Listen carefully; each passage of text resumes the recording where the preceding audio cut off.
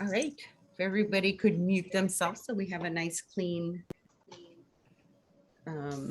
recording of our prayer this afternoon, this morning, depending on where you are. I'm going to say a prayer. So taking in that deep cleansing breath of love and gratitude.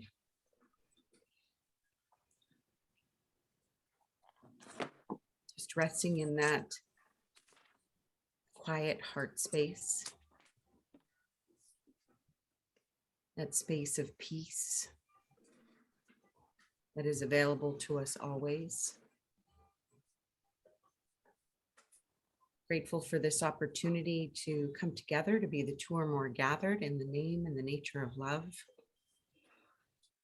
Grateful for our willingness and our desire to be open-hearted, open-minded, and to shine away any and all blocks that are keeping us from walking a path of love, the path that Jesus has shown us. We're so grateful for this community and the love and support and compassion that is shown here.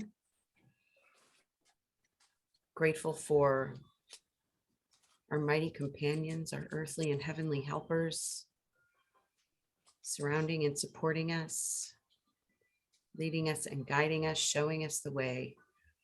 Blessing all here and all who may listen later. Blessing this meeting, our time together. We're grateful that we get to share the benefits of our lives of love with Mother Earth and all her beings because we're one. In grace and gratitude, we let it be. And so it is. Amen.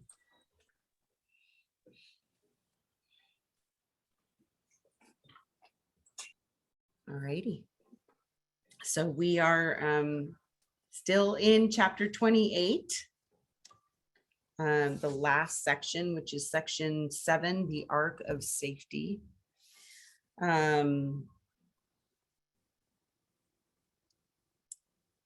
And I had some challenges with this one again this week. Like just in paragraph 4, where he says, with this as purpose is the body healed. I'm like, what the heck is the this he's talking about? And I believe it's the oneness. I believe that's what he's talking about. But I'm going to start us with paragraph 6. Because this is where I ended up this morning. It was like, what is the sense in seeking to be safe in what was made for danger and for fear?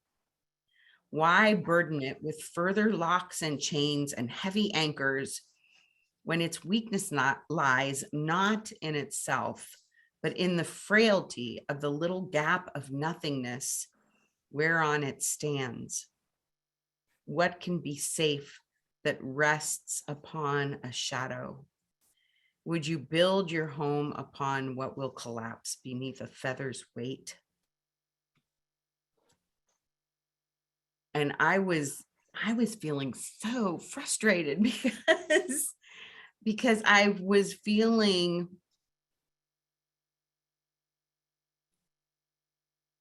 really body identified this morning. Like, what is the purpose? What is the purpose? I mean, really, do we all just have to be merry effing sunshine for the rest of our lives when the world is seemingly going to hell in a handbasket? Like, what is the purpose? And then I was like, now that's not true. That is totally not true. That can seem true in a moment when I am feeling separate from my brothers and sisters and I am feeling separate from God. But the truth is that we are one, and everything that I am seeing outpictured in my life has a demonstration of where there is good, of where there are opportunities that people are taking to be courageous and to be loving and to be kind and to be generous. Yeah. Carla, go ahead. Okay, got it. So here, I want to ask you a question. When you said you were initially feeling upset, and then you told me about how you go, that's not whatever, all that stuff, whatever you were addressing that. Did you feel more peaceful when you said that, when you felt that? Oh yeah, absolutely. So I want to bring it. So this is the divine alarm clock. When your mind goes into, oh, I don't like this, this is whatever all your mind was saying, and you felt it in your body, because it wasn't whatever your mind was thinking, it wasn't true. And when you started telling yourself something more loving and more gentle, more peaceful, and the truth, really, you felt it in your body. That is so important. That is the number one thing to remember when you feel upset because this or that. And this writing by Regina Onegos, we never feel upset because what we think is what we're thinking is actually causing the upset. It's kind of amazing. And I wasn't planning on reading this. I haven't really read it for days, but you talked about purpose. And I wrote this like 3 days ago. So I'm going to read it. Purpose. I have been traveling my path, my life path, choosing illusion, discovering, remembering self, remembering love. And finally aligning with my true self and discovering my purpose. And what is that purpose, you may ask? What is my purpose, you may ask? Well, I cannot tell you mine. That is my purpose. I just live it. Each choice I make creates my path.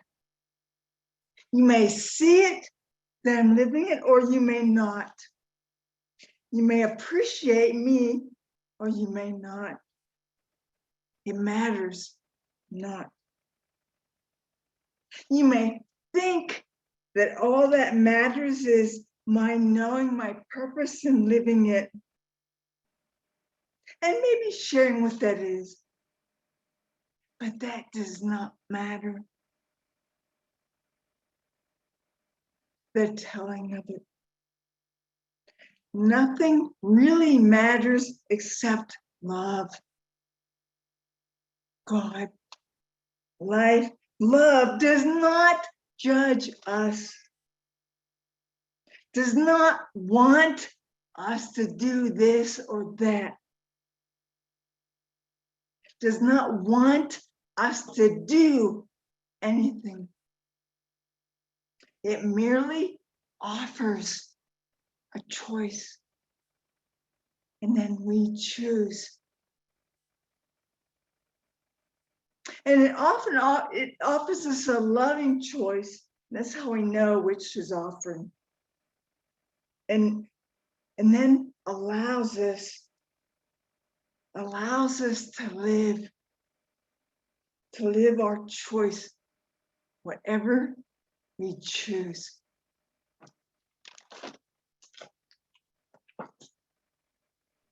Thank you, Carla. So that's, even this experience with you, this is a great healing experience to realize how you did. You shifted, you were feeling the upset, and you go, no, that's not true. And you shifted within yourself. That is,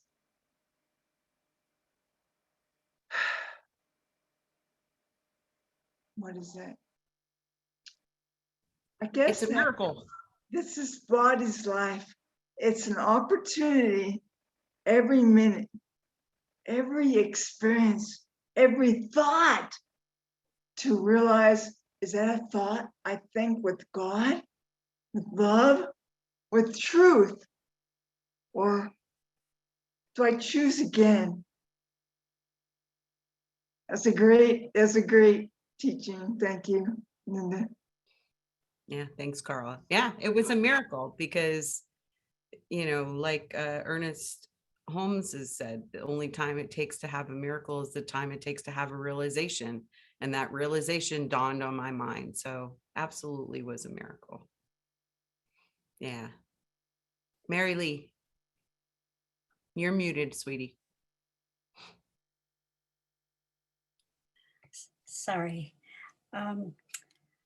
I wasn't able to be here last week, so I may have missed some comments that some of you made about this section. But this section was clearer to me than some of the other sections, not the whole thing, but there was really a part that spoke to me because I feel when it said there's no middle ground, and this is in paragraph 2, there is no middle ground in any aspect of salvation. You accept it wholly or accept it not. That's toward the end of that paragraph. And there's a split allegiance is but faithlessness to both and sets you spinning round. And that word spinning round, I feel like that too often I've put my faith or my allegiance, if you would, in another person. Well, if there's anybody here that has never been disappointed by another person, well, that's different than me, and I'm sure most of us have. And having faith in finding the answers to big things in my life, like feeling loved, feeling self-love, that is not going to be found by someone else, because they're going to fail you in one form or another, because they're just as at fault as I am as far as being perfectly capable of being godlike all the time. So this part about slippery ground in those second and third, or building your home upon a straw, that's in that third paragraph, that really spoke to me, because I remember as a child hearing that example of building your house on solid rock or on slippery ground. And maybe that speaks to me because, of course, we have a lot of earthquakes here in Alaska, and you think of how tenuous temporary your home is. And I feel like I don't see Mark here this morning, but he not the last time that we had a couple things back and forth 2 weeks ago, but even earlier in that, I remember questioning something that felt slippery to me that I couldn't grasp. And he said, well, it does boil down to having faith, and like having faith in a rock of on God, or these principles, having a faith that those will be helpful to you, and you won't be spinning all around and on slippery ground and going from this corner of a faith-based belief to another one, but having an assurance inside, so that you're that God is part of your life, and that you're part of others' search for that also. So just that section on slippery ground, I did get, and it helped me. It's been very helpful for me to think more of that I don't want to be spinning around and slippery.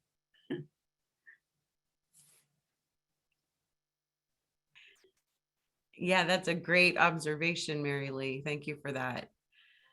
Yeah, because it can be a slippery slope. I mean, when I was thinking that way this morning, was after going to a group that is supposed to be supportive. And I hadn't been there in a week. And then I logged in with the group, and it just felt like everyone was just commiserating about, oh, the woes of the world and the ways that we're completely helpless. And I was like, after that, I just felt disgusting, and I could feel that the hurt parts of me could very easily go down that slippery slope and dive headfirst and drown into victimhood, feeling like I'm a burn victim that has not yet healed, and everything that I come in contact with is a source of pain.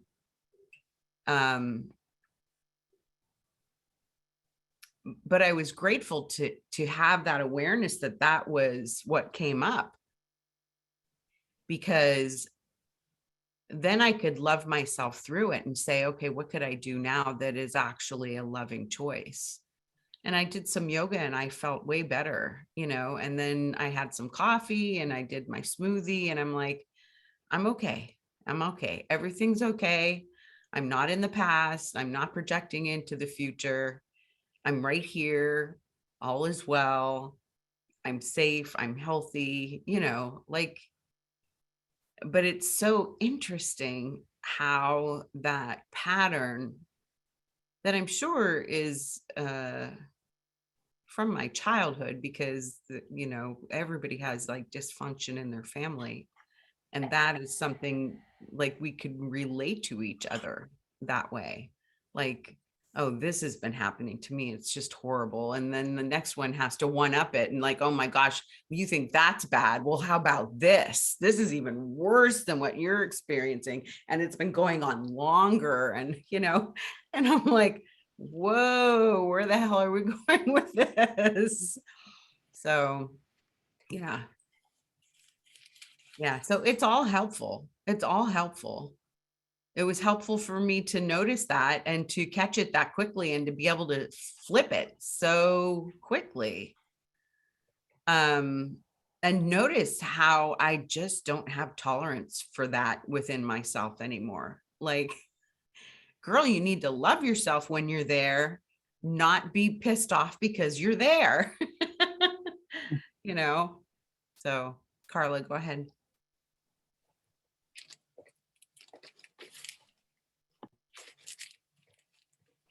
All right. Can you hear me? Yeah. So I didn't read today's thing. I was actually in this conversation with this guy from Bulgaria. I play on this app and it seems like I'm wasting my time, but I meet the most interesting people. And what I'm realizing from what you're saying is that we're creators. We're created in God's image, not because God has 10 fingers and 2 ears and hair and stuff, but because we're creators.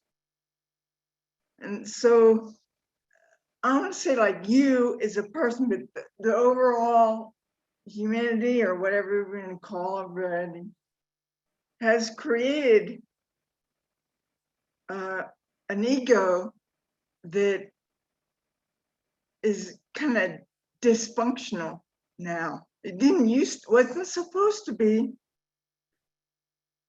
And so I think what you're doing is you're healing it. you're healing that the inner child or ego, whatever you're gonna call it, that the thinking mind, whatever it is that we're given to navigate this world form. So I wanted to share with you. I just want to share because I just love sharing. But this is a guy from Bulgaria who lives in the UK now, and he does tile floors or something. And so this is what he wrote. We just kind of got into this conversation. I don't want to give the whole conversation, but he wrote this. Once you find happiness in yourself, you become permanently happy. You do not depend on the surrounding world. It's so amazing that a guy that I barely talked to. Oh, where's it at? He talks more about it, but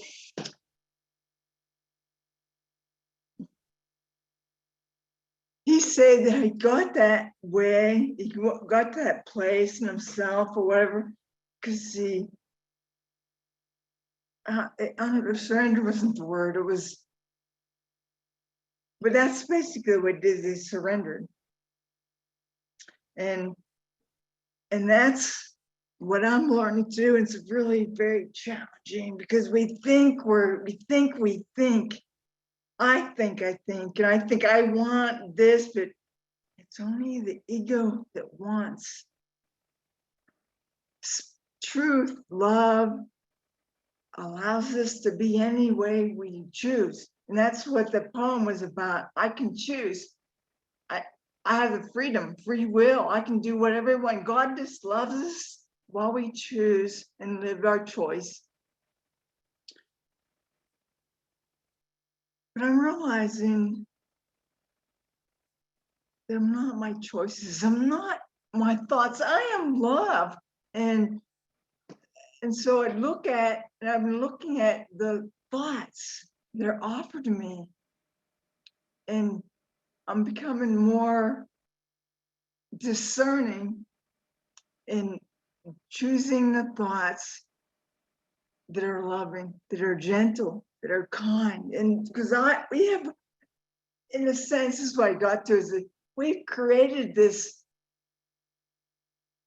what we call ego, but it's not bad or wrong. It's just a part of our mind that thinks it is separate and needs to do this and this to be safe and to take care of us.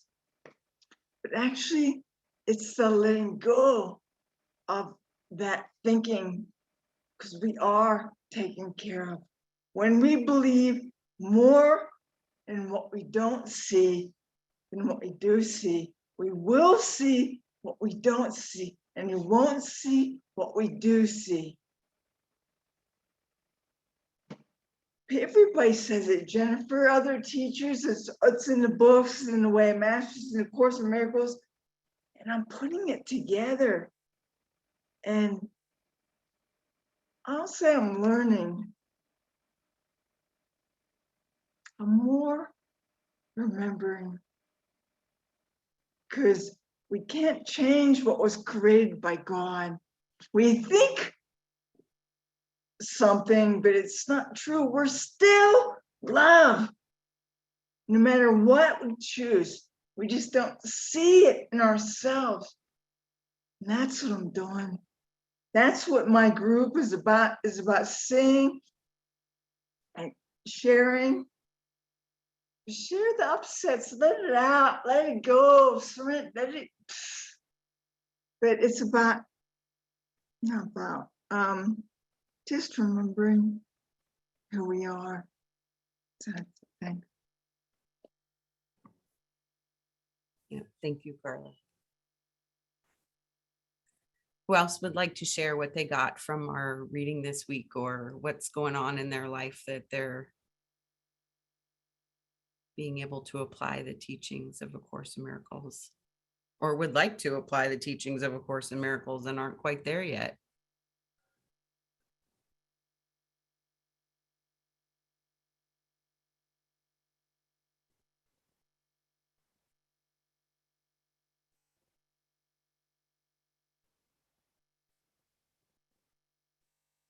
Well, I can say that I think partly what popped up this morning was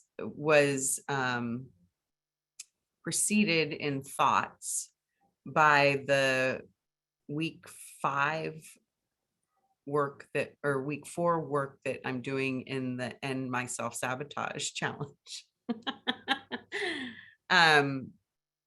Because this week, and I've done this challenge so many times, but I'm focusing just on one single thing this year, like I did last year because it seemed to work. This is the week where we're looking at what precedes the self-medication. What thoughts are we thinking before we start medicating ourselves? What are the like little rituals that we do before we go to that act of self-medication? And it's funny because when I first read the questions, and there's 21 questions to ask yourself, I'm like, yeah, I don't know the answer to that. It was so easy for me to dismiss it and not dive into it deeply. But when I thought about it for a while, when I just sat with it and like said, okay, Spirit, I don't know what the answer is. You tell me what the answer is. That's when stuff started coming up. And I was like, holy crap, I do have a whole little ritualistic routine around this. And am I really willing to let that go yet? Do I want to let that go yet? And if I don't, why? You know, why don't I want to let it go? You know, what is the payoff? And so I feel like that was part of what brought me to that space this morning of, you know, what's the point? That woe is me. Let's just dive into an active volcano and get it all over with. So yeah.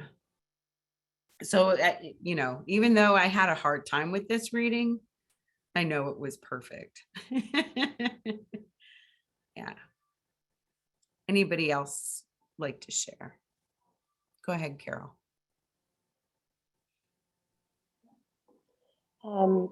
Thank you, Linda. I love that share because that's so, I think, general for all of us. I mean, I think it's pervasive in our lives on earth. I mean, here we are in this world, and that's what the world's all about. Habits, little rituals, little ways of fooling ourselves or lying to ourselves or whatever, so that we have what we want to have, which is stuff about the world. And but in the reading, I loved this section. I totally did. To me, it's the last paragraph and the very last part, really, of the last paragraph, which I'm not going to read the whole paragraph, but I love the section 5. It is an ark of safety resting on God's. Yeah, it is an ark of safety resting on God's promise that his son is safe forever in himself. Not in God, but in us who are God. You know what I mean? Not the other, there's no other, it's us. So ourselves, our everything is this ark of safety.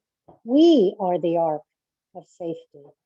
When that hit me, I was like, wow, that's all it's ever all been about, all of this.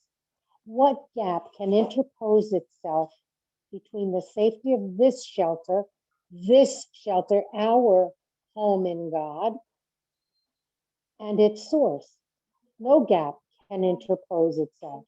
From here, the body can be seen as what it is, and neither less nor more in worth than the extent to which it can be used to liberate God's Son unto his home.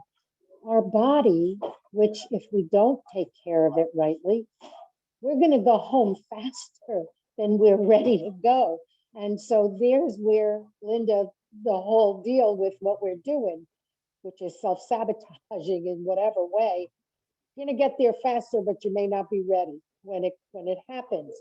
So it's our means to go home only if we use the body as the tool it was meant to be, I believe. Okay, and with this holy purpose, knowing that we are the ark, knowing that our bodies are the avenue by which we're going to get there, home, the real home.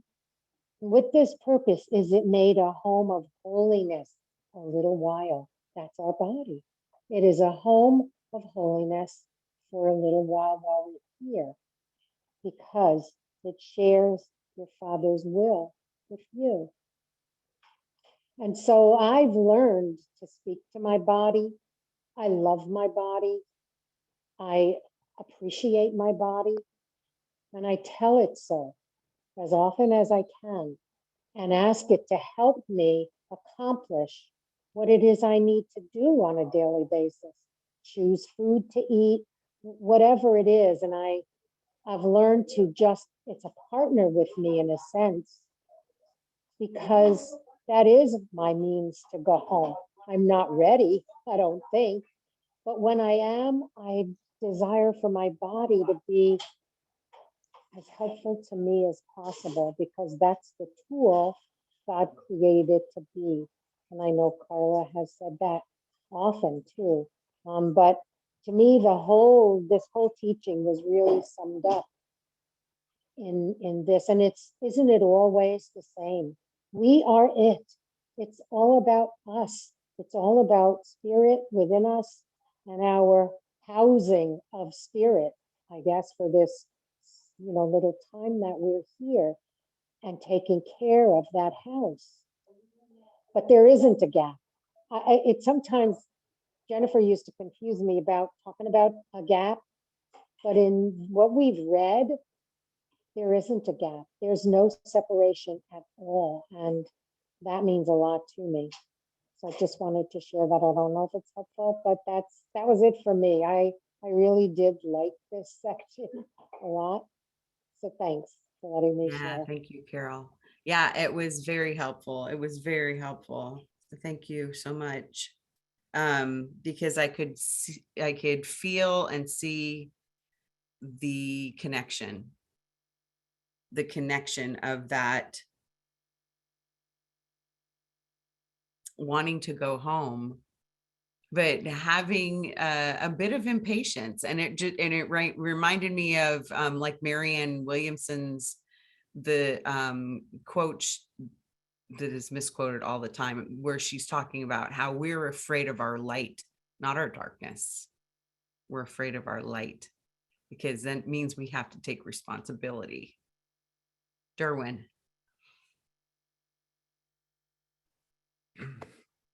Thank you, Linda.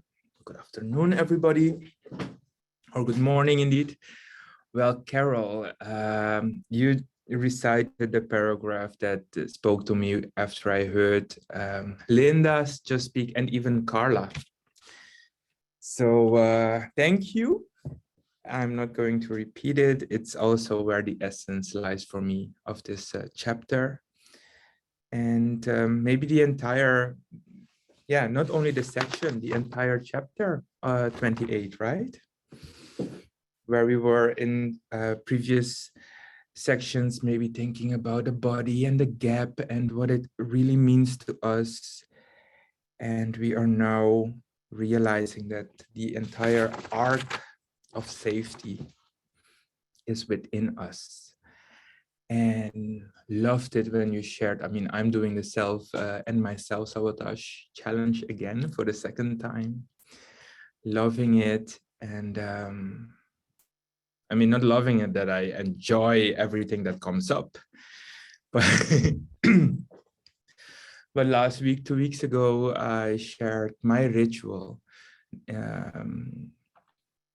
for my, the ritual that is before my self-medication. And I've read it a few more times, the last couple of days. And I feel grateful to be able to, to laugh at my own judgments that used to be a condemnation to myself, rather than being something that I can have peace with. So yeah, thanks for bringing it up, Linda, and thanks for pointing us to that final paragraph, which is so important for us to grasp this entire chapter 28. Thank you, Carol, and a lovely day to everybody else. Thank you, Derwin. Yeah, and next week we get to get into the awakening. So I feel like that's so perfect because, you know, this is Holy Week in the Catholic faith. It's Easter time, you know, Good Friday, and the resurrection on Sunday. So it just feels like our timing with what we're reading right now is so totally perfect. Yeah. Who else would like to share? Carla, go ahead. And then Mary Lee, if you would like. Okay, I don't want to talk too much, but you taught somebody asked about the gap last week or week before or something, and it actually talks a lot about the gap in the first paragraph.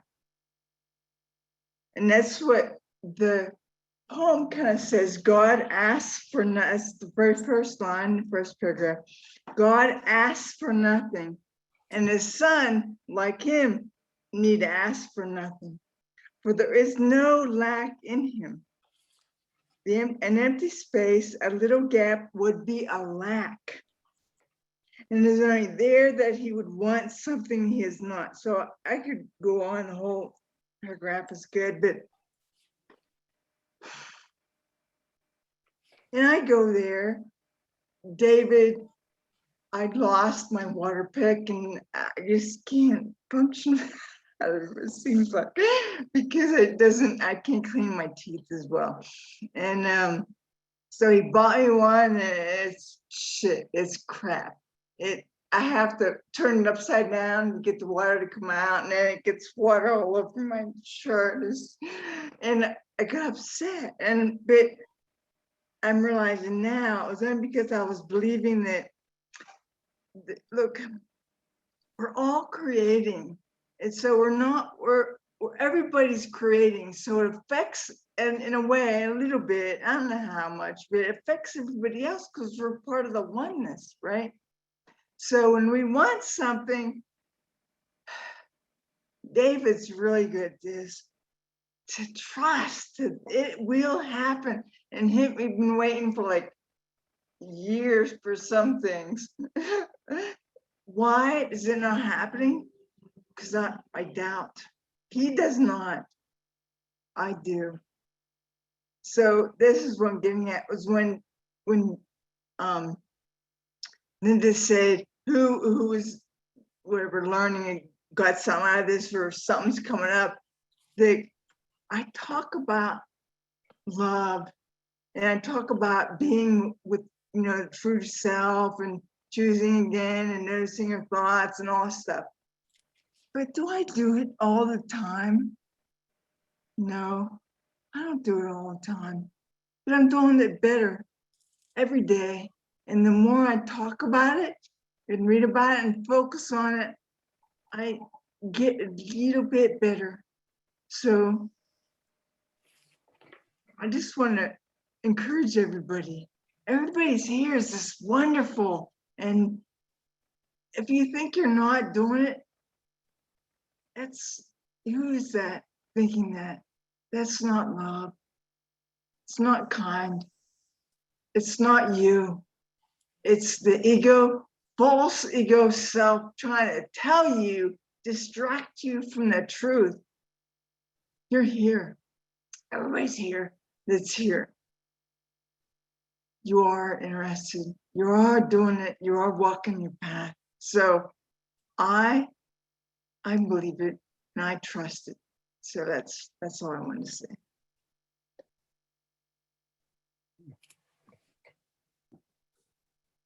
Thank you, Carla. Mary Lee, did you have something to add? Go ahead. Oh, just another comment. I appreciate in this chapter the symbolism of the Ark of Safety, because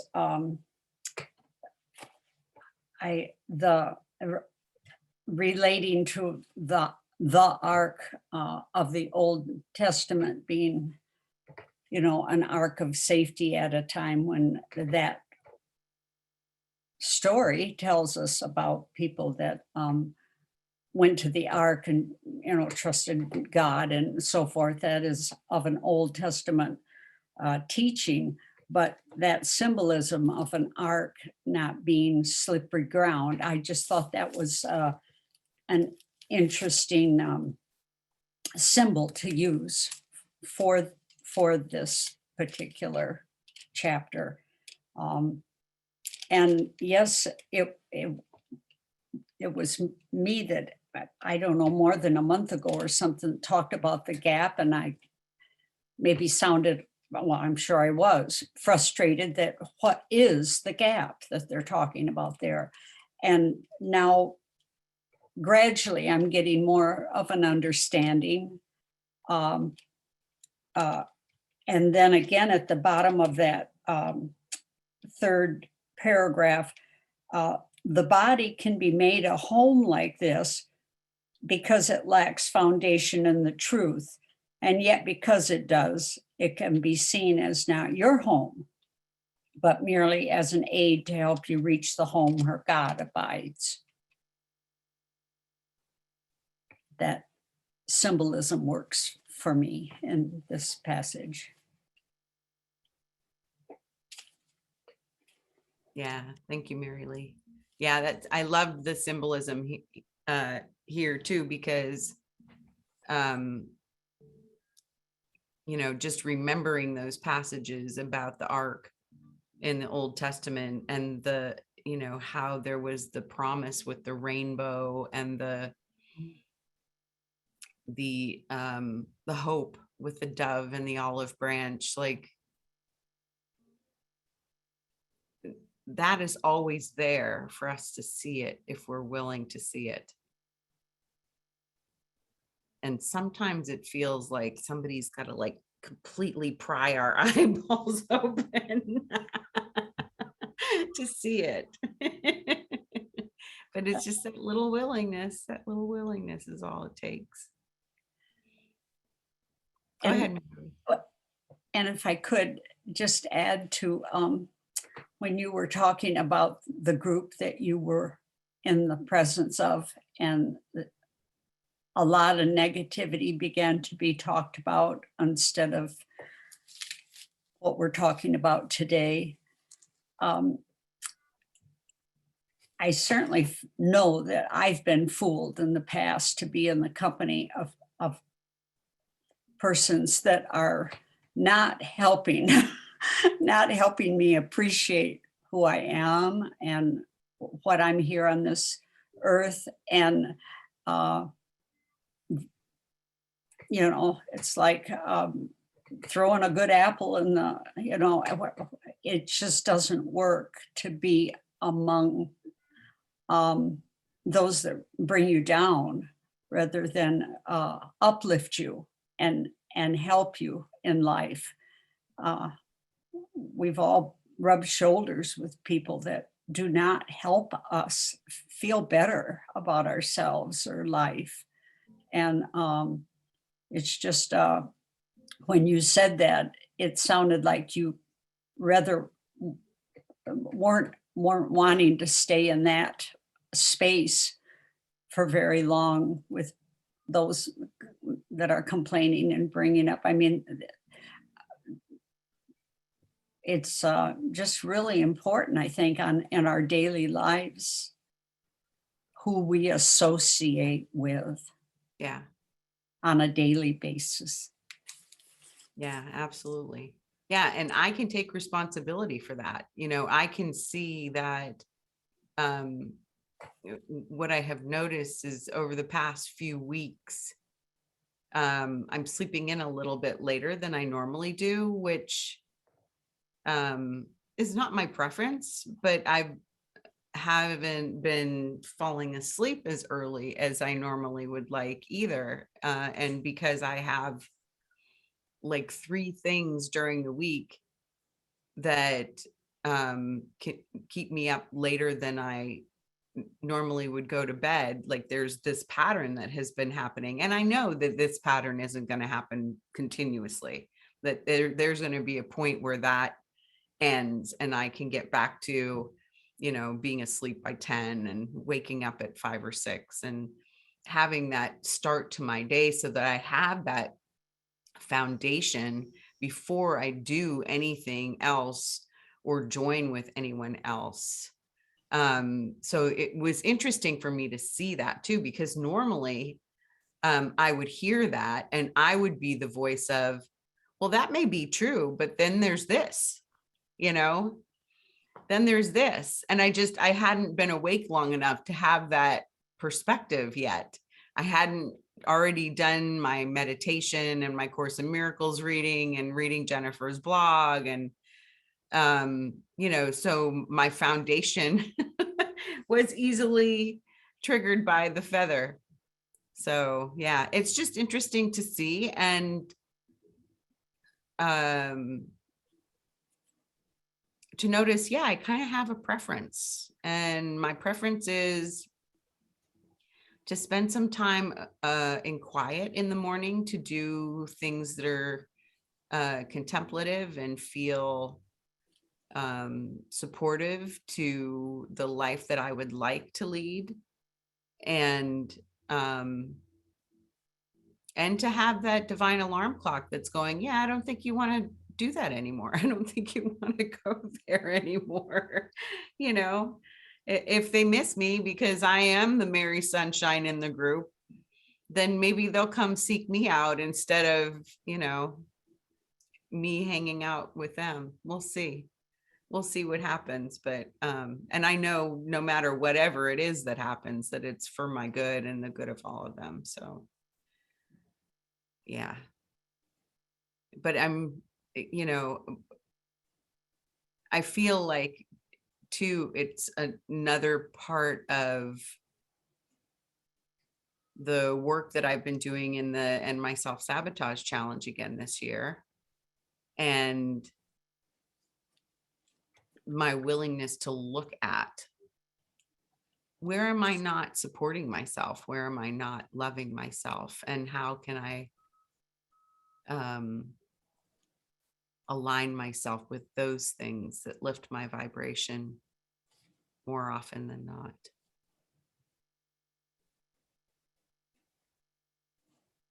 Minding the gap. Robin.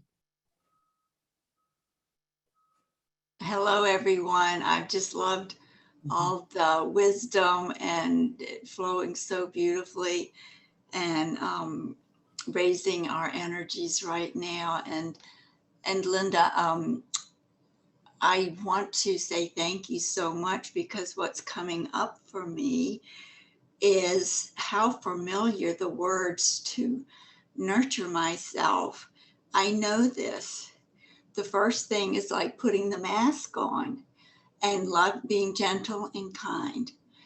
And I'm just getting to this place of really doing it. It's taken, and I feel like we're all kind of, I don't care if you just walked into A Course in Miracles today or 14 years ago, we're all together. And that's exciting for me, because I see, wow, other people are feeling this way too, that I'm actually saying, wait a minute, don't beat yourself up. And I'm really honoring and just centering to the better part of who I am, or to the truth of who I am.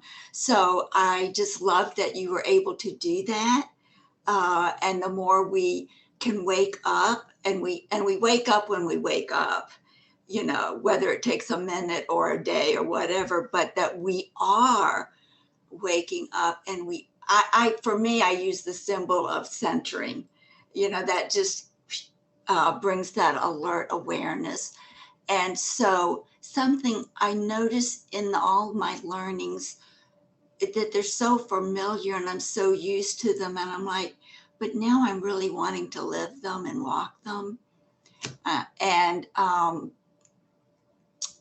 there are those moments that I just go, what's the point? And I'm stopping all of this.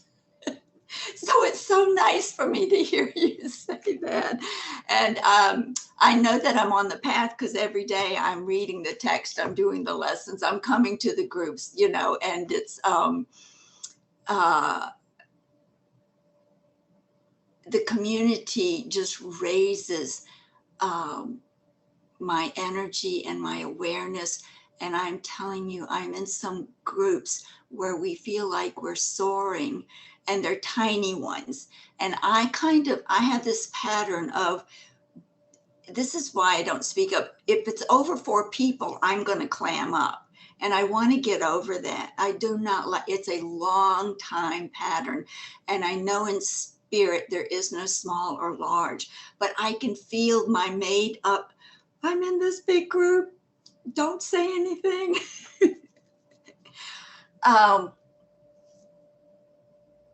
And then the last piece, well, there's so many things, but one of the things was a little confusing because I feel like the gap is that pause that allows me to turn inward and ask for help and get on, be working in the invisible with love and gratitude.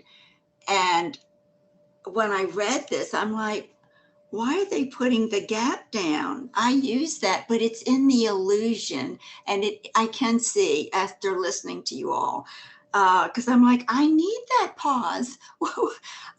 This is great that I pause at all. So that was a little confusing to me, but I see that it is part of, it shows that we're still lacking, but I can still use it because that's where I'm at. And the other piece was a space, my little process of noticing when I can wake up to calm myself, you know, go to that quiet space. And I'm saying space and going to peace and opening up space so I can allow spirit to come in and support and help and guide me. So so that's a little, I guess I can say too, that all of these steps that I take are in the dream. And it is what it is. And I'm not going to worry about that paragraph. I mean, when I first read it, I was totally confused and like, all my learning has just gone down to the drain.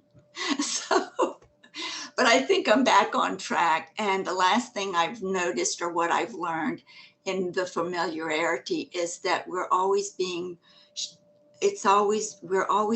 told to think only thoughts with God. And I'm like, I got that one day. And I also love, there is a phrase in the course that says only loving thoughts are true. So I am putting only, you know, I only want to think loving thoughts with God. And I mean, it's really huge. If I can remember to do that more and more, I can see, well, I can just see there's more possibilities for happiness and laughter and just feeling comfortable with myself. So anyway, thanks. Thank you guys. Thank you. Oh, thank you, Robin. And I love when you share. I really love when you share. I feel like we all get so much. So I'm so glad when you do. Yeah. And I do love that, like, my mind holds only what I think with God is one of my favorite lessons. And what I'm beginning to grasp is that everything that I think is with God, because even the thoughts that I was having that felt like I was diving into that deep, dark pit of mud puddle or whatever, allowed me to have that realization of, oh, maybe you would prefer this over this. Maybe this would be a more loving choice than this. And that's okay. And the whole thing about, I'm not waking up as early as I'd like, and the awakening. Just, words are but symbols of symbols. It just, it makes me laugh. It makes me laugh because, like you were saying, the thing about the gap, and you were like, no, I need my gap. I mean, I can so relate to that. I can so relate to that. It can't mean this because I have this meaning attached to it. And I like this meaning, so I can totally relate to that. Thank you so much, Robin. Thank you. And I'm laughing so I can discharge. And I'm enjoying the laughter. I'll tell you. Yeah. Thank Good. you. Me too. Anybody else like to share who hasn't shared before, or anything they'd like to add? Welcome, Phil. Always happy to see your face. That's a good color for you, by the way, that pink.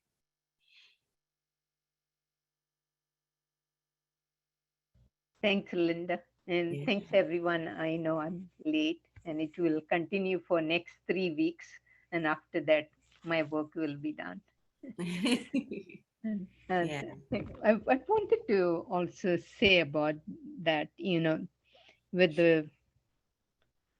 it's about the thoughts thinking with God. And of late, I have been feeling that in a way because I just had this realization of the thoughts that I affirm or the thoughts that I have generally, oh, this is not going well, or that didn't go well, and those are the thoughts that, is that what I want to affirm? And so even today's lesson, I share God's will for happiness for me, and I accept it as my function. And if I could only tell myself how pleased God is with me, instead of saying, oh, I'm so horrible, God must be even not wanting to look at me, or thinking, oh man, how could I even have that thought? When I could just think of this loving thought, this kind thought, that how much God loves me, how much my smile or my happiness makes God happy. Just having those thoughts and affirming those thoughts is where I want to be, rather than thinking, oh, my daughter didn't get into the university of her choice. Hey, she's getting into the places where God wants her to be. And how these thoughts that I think are not with God, because that is where the conflict comes, and that's where my separation comes, where I think I know better than God. And I think that God doesn't understand me because this is not what I want. But forgetting that, how much more I am unconditionally loved, because my thoughts are very conditioned. If this happens, then I'm good. If that happens, or that goes well. And now it is bringing more and more sort of realization for me to see, because it took a long time, and it is okay. Wherever you are, wherever I am, that's where God is. I'm not left alone. And how can I continue, learn from that and move on? So now I feel like, hey, I have this thought that, oh, I'm alone here. I'm not alone. God is here with me. And yeah, thank you. Thanks for listening. Yeah. Thank you, Phil. Yep. Okay. Well, we're going to close because we're at time. So next week we begin chapter 29, the awakening, the closing of the gap. No. I thought that was funny when I read that. And I do love, like, Perfect. when we get to remember to laugh. Yeah. So I'm going to read the insights from Pathways of Light for lesson number 102. I share God's will for happiness for me. I really appreciate Jesus revealing the underlying motive of all suffering. Atoning for sin is purposeless. Pain is purposeless. As I practice quieting my mind and going to that inner place of peace, I do find a quiet, gentle happiness there. I find a sense that all is well and that nothing has ever changed. I really do appreciate this thought reversal training. My experience of the world changes as I change my mind. I am seeing that these are not just words. It is really true. Beneath the turmoil of the world, there is peace, there is happiness, there is universal love, there is oneness. I choose now to practice hour by hour to remember the truth behind the images of the world. Suffering is purposeless. Just silly ego stories made up in madness. I can loosen my grip on these stories and remember that as part of love's extension, happiness is my one function. What a wonderful idea to practice all day today. What a wonderful opportunity to heal my mind. How helpful it will be to observe and become aware of all the little places where I still believe that suffering will give me something I want. Today is an important day given me to heal my mind. Sin is meaningless. Separation is meaningless. Pain and suffering are meaningless. True happiness is only of God. I happily affirm today again and again that I share God's will for happiness for me. Happiness is my one function. I see this lesson as another step in remembering that I am still one with God. I remain as God created me, unchanged. For if I share God's will for happiness for me, I must be one with him. If I don't think I deserve happiness, then I must believe I am separate from God. This world was made to make it appear that separation from God is real. With that comes the belief in harm. At its core is the belief that I harmed God by separating from him. This could only bring guilt. Along with guilt comes the inevitable belief that punishment is justified. In this belief, punishment is seen as payment for the sin of separation. And in its twisted thought system, pain is also seen as the way to return to God. Thus, pain is seen as a means to heal separation.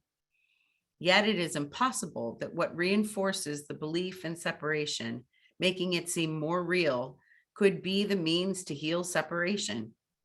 It is another example of the ego's motto, seek and do not find. Thus, all forms of pain, from mild irritation or disappointment to intense rage and deep depression, from a minor body ache or malfunction to life-threatening disease, all these symbols of pain and sacrifice serve only to reinforce the illusion of separation. Illusions made to make illusions seem real. Being illusions, they accomplish nothing in truth. Today, as I practice remembering that I share God's will for happiness for me, I loosen my identification with the body and all of its forms of pain and suffering. I move closer to recognition of the truth about me as God created me. I move closer to the recognition of the one self that is me and all my brothers. I move closer to the comfort, safety, and happiness that God has given me and that is mine to claim. I accept God's happiness for me now. That is my one function. That is my meaning. I share my meaning with God, for he is the source of all meaning.